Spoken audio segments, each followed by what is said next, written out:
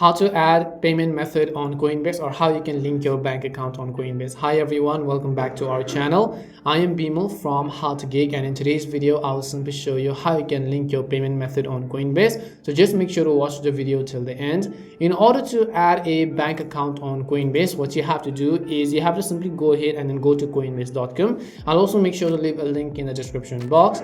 Once you go to coinbase.com, just choose the option called settings from the very bottom, and as you go to the settings option on the next specific page, just select the option that says payment methods. Once you choose the option called payment methods, what you have to do is on the next page you'll find all of the cards that you've actually added before, and if you want to simply add your own money, then you can simply select the option called add a payment method. Once you select the option called add a payment method, on the next page just says credit debit card, and as you do that, simply go ahead and enter your card of either your debit card or either your credit card, and once you do that, you'd have successfully linked your bank account.